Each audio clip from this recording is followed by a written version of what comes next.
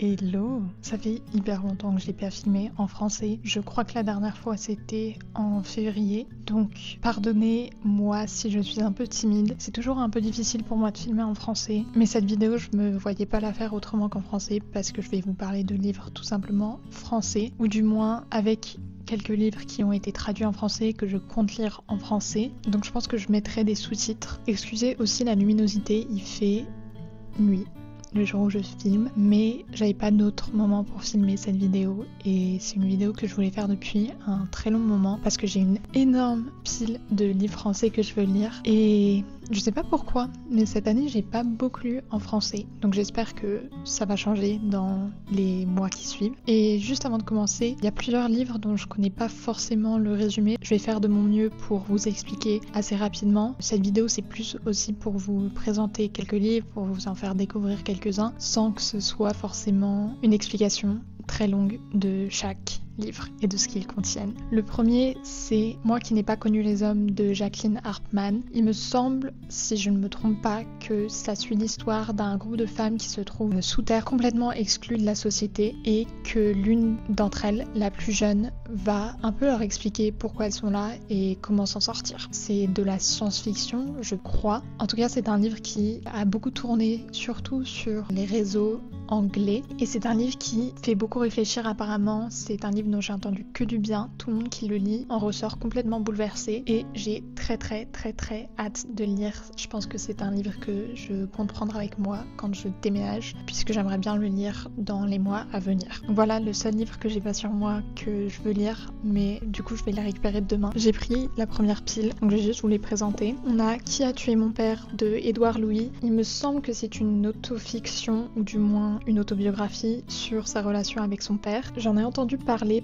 parce que c'est un livre qui m'a l'air de ressembler à La prochaine fois que tu mordras la poussière de Panayotis Pasco, qui était mon livre préféré de l'année dernière et j'avais beaucoup envie de lire un livre similaire et j'ai entendu parler de celui-ci et je me suis dit que ça allait être à peu près pareil entre guillemets, donc j'ai très hâte de lire celui-ci. La seule relecture dont je veux parler, c'est Arrête avec tes mensonges de Philippe Besson. C'est un livre que j'ai lu il y a 2 ans, que j'ai lu en tout début d'année 2023, donc ça fait un petit moment et j'aimerais beaucoup le relire parce que je me souviens avoir été assez bouleversée et j'avais pas le livre physique et j'aime bien noter mes lectures et du coup j'aimerais bien pouvoir le relire et la noter. C'est pareil, un peu une genre d'autofiction où on suit la vie de Philippe Besson et son premier amour avec un homme, donc voilà. Je me souviens aussi, j'avais adoré la plume de l'auteur, donc j'ai très hâte d'y retourner. Les souffrances du jeune Werther, c'est un livre qui a été traduit de l'allemand, il me semble. J'en ai entendu parler sur une chaîne YouTube anglaise, Lisa's Corner, et elle disait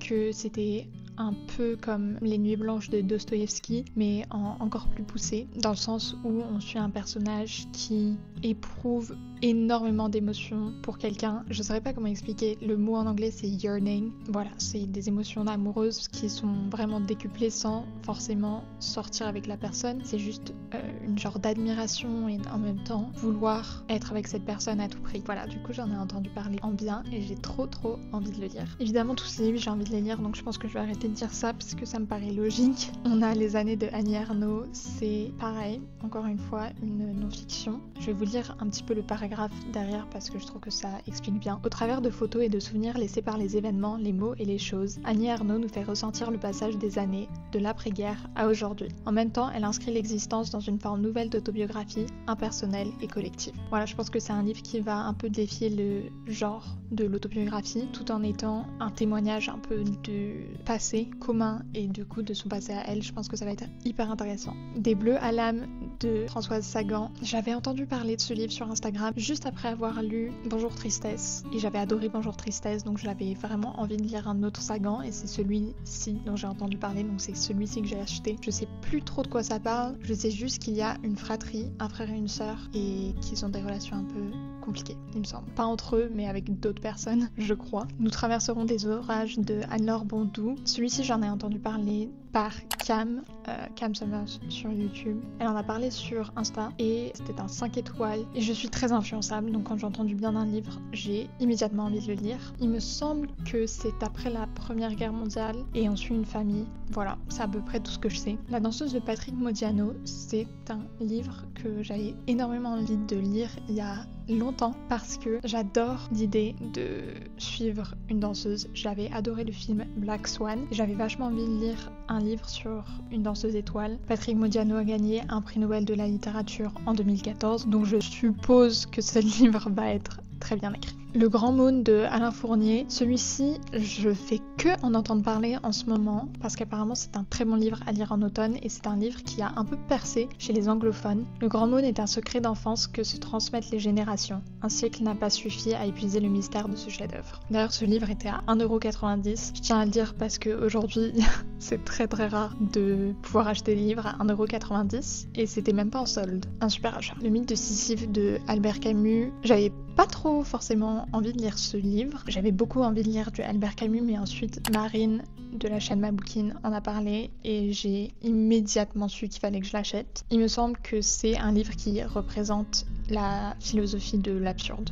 L'intimité de Alice Fernet. Celui-ci c'est un livre que j'ai un peu acheté sur un coup de tête parce que je l'ai vu en librairie et que j'ai beaucoup aimé la couverture et également parce qu'il y avait une petite note d'un des libraires qui avait dit qu'il l'avait adoré. Donc je suis assez curieuse de le lire. Chaviré de Lola Lafont. Aujourd'hui je ne saurais plus vous dire de quoi il parle mais je sais que Panayotis Pasco en avait parlé dans une vidéo Combini je crois où il parlait un peu des livres qui l'avaient inspiré, des livres qu'il avait aimé à peu près au moment de la sortie de son propre livre et tellement j'ai adoré son livre, je savais qu'il fallait que je lise ses recommandations et il disait que celui-ci c'était un livre qu'il offrait à énormément de personnes donc je pense que je vais beaucoup aimer. J'ai très hâte de lire. La bonne mère de Mathilda Di Matteo. Celui-ci c'est un peu comme l'intimité, je l'ai vu sur les tables de la Fnac quand j'y étais et j'ai décidé de l'acheter parce que je crois pas avoir vraiment lu de livre sur la relation entre un enfant et sa mère, surtout entre une fille et sa mère et celui-ci avait l'air vraiment bien. Il me semble que c'est une nouvelle sortie. La bonne mère est l'histoire d'un amour féroce, un roman ultra contemporain sur la violence dont on hérite et sur ce qu'on produit malgré soi. Avec une ironie mordante, Mathilda Di Matteo nous entraîne dans un tourbillon d'émotions entre Marseille et Paris. Celui-ci c'est le livre sans doute le plus bizarre de ceux que j'ai à vous présenter. Ça s'appelle Désiré comme un homme. C'est de la non-fiction et je vais vous lire un petit peu le derrière et après je vais vous expliquer pourquoi j'ai trop envie de le lire. Qu'est-ce qu'être un homme? Un vrai. Être actif, puissant et pénétrant, se contrôler et se montrer invulnérable, avoir de multiples partenaires sexuels. À partir d'entretiens approfondis avec des hommes, Florian Voros explore les imaginaires sexuels masculins à l'aune d'une pratique très courante mais peu étudiée par les sciences sociales, le visionnage de pornographie.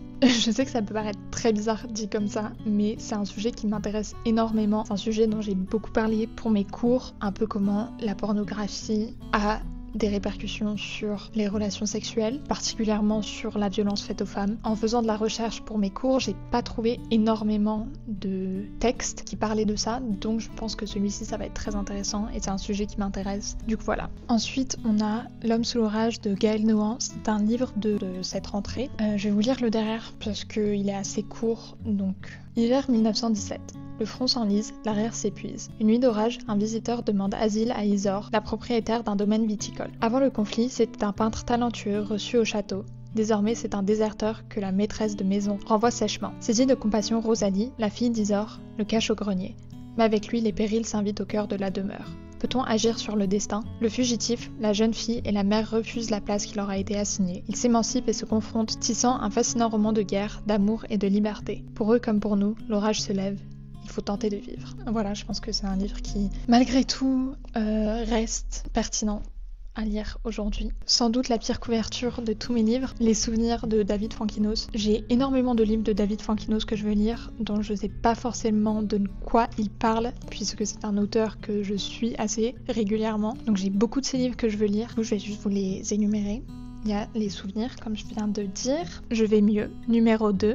Celui-ci, je sais, c'est une histoire fictive de celui qui aurait peut-être pu être Harry Potter dans les films Harry Potter. Tout le monde aime Clara, celui-ci c'est son dernier roman. Mes parents me l'avaient offert pour la fin de mes études, de mon bachelor. Le derrière est tout petit donc je vais le lire. Clara voit au-delà des apparences. Ceux qui la connaissent la redoutent autant qu'ils l'admirent, car elle ne prédit pas seulement l'avenir, elle l'éveille.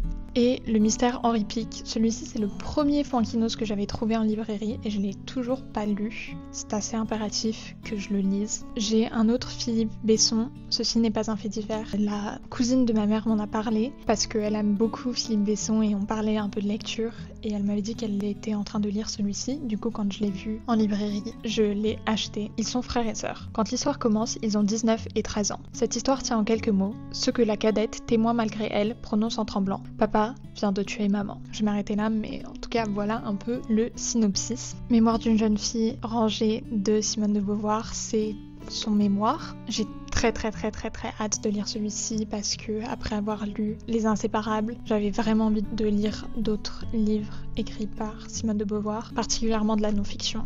Et du coup ma grand-mère me l'avait offert. Ce que le jour doit à la nuit, c'est un des livres préférés de mon autre grand-mère et c'est un livre que je veux lire depuis tellement longtemps. Je sais plus de quoi il parle. Mais je sais que je veux le lire et je sais que ça va être assez émouvant comme lecture. Chérie et la fin de Chérie, c'est un livre dont je fais que parler. C'est un livre qui a fait énormément parler de lui à l'époque parce que on parlait d'une femme et de sa sexualité, donc de ses relations sexuelles, parce qu'à l'époque évidemment les femmes ne devaient pas penser à cela, ne pensaient pas à cela. Voilà, j'ai un peu envie de le lire pour ça. Éteignez tout et la vie s'allume de Marc Lévy, c'est un livre que ma grand-mère m'a offert pour Noël 2023. Il est tout court et à chaque fois je me dis bah c'est super, il est court, je vais pouvoir le lire très rapidement et je ne le lis jamais. Mais elle l'a lu cet été et elle avait beaucoup aimé, donc ça m'a un peu redonné envie de le lire. La nausée de Jean-Paul Sartre. De quoi il parle, je ne sais plus, mais j'ai quand même envie de le lire. Des fois, c'est un peu les meilleurs livres, ceux dans lesquels tu te lances sans forcément savoir où ça va te mener. Le parfum de Patrick Suskind, c'est le seul autre livre traduit, je crois, de cette liste. On y suit un homme qui va faire des parfums en tuant des gens. Yoga de Emmanuel Carrère, c'est un livre qui traite de la dépression et du yoga. Pareil, j'en avais entendu par Panayotis et la dépression étant un sujet qu'il abordait dans son livre, j'avais envie de lire d'autres auteurs et il avait conseillé celui-ci, donc c'est celui-ci que j'ai acheté. Noces l'été de Albert Camus. Il s'agit de plusieurs essais. On a L'étranger de Camus, un classique que j'ai jamais lu, et La peste de Albert Camus encore une fois. J'ai eu une phase où sur TikTok je ne voyais que des citations d'Albert Camus et depuis j'avais énormément envie de lire plein de livres de Camus. Donc j'en avais acheté plusieurs, du coup voilà. Et enfin, L'insoutenable légèreté de l'être de Kundera ainsi que Risible amour de Kundera. Maintenant que j'y pense, ceux-ci aussi ont été traduits. Et voilà pour ma liste de livres français que je veux lire. Pour ceux qui ne lisent pas en français, j'espère que s'il y en a un qui vous intéresse, vous irez voir s'il y a une traduction. Voilà, je trouve que la littérature française est extrêmement riche. J'aime beaucoup la plume de beaucoup d'auteurs français. Et je trouve qu'on a une manière de raconter des histoires qui est assez singulière.